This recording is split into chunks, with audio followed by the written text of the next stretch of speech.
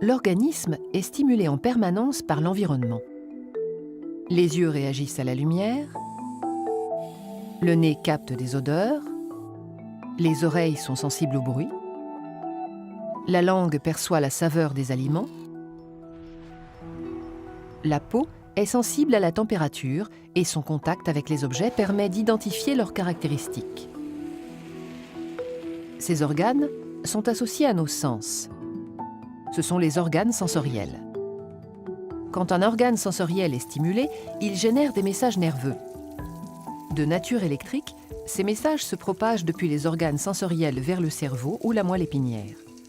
On les appelle messages sensitifs afférents. Et ils empruntent le circuit des nerfs sensitifs. Le cerveau et la moelle épinière sont des centres nerveux. Ils analysent les messages nerveux sensitifs qu'ils reçoivent. Selon l'organe sensoriel qu'il a généré, un message nerveux sensitif arrive à un endroit précis de ces centres nerveux. Par exemple, les messages issus des yeux arrivent dans la partie arrière du cerveau. Les messages issus de la peau arrivent dans la partie médiane, etc. L'arrivée des messages nerveux déclenche une analyse complexe et très rapide qui se manifeste par une communication intense au sein des centres nerveux. Des messages nouveaux sont générés et échangés. Les centres nerveux peuvent alors générer des messages efférents. Ce sont des messages qui empruntent d'autres nerfs et qui transitent jusqu'à certains organes. Par exemple, les nerfs moteurs sont spécialisés dans la communication des messages moteurs efférents vers les muscles. Lorsqu'un organe reçoit un message efférent, c'est un ordre qu'il reçoit du cerveau et qu'il doit exécuter. On dit que c'est un organe effecteur. Ici, un muscle reçoit l'ordre de se contracter.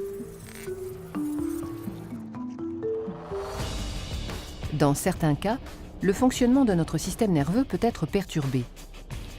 Les bruits trop forts abîment les récepteurs sensoriels de nos oreilles, les rayons ultraviolets sont mauvais pour nos yeux et notre peau, etc. Ces dysfonctionnements sont parfois irréversibles. Il faut donc prendre soin de notre système nerveux dès l'enfance. La fatigue se manifeste par des difficultés d'analyse des centres nerveux.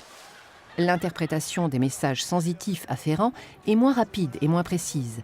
Les messages efférents envoyés aux organes sont moins bien adaptés à la situation. Les consommations de drogue et d'alcool perturbent aussi le fonctionnement des centres nerveux et peuvent avoir des conséquences dramatiques pour l'organisme. Trop d'alcool, trop de fatigue, trop de médicaments? Passe le volant. Mieux vaut s'accrocher à la vie qu'à son volant.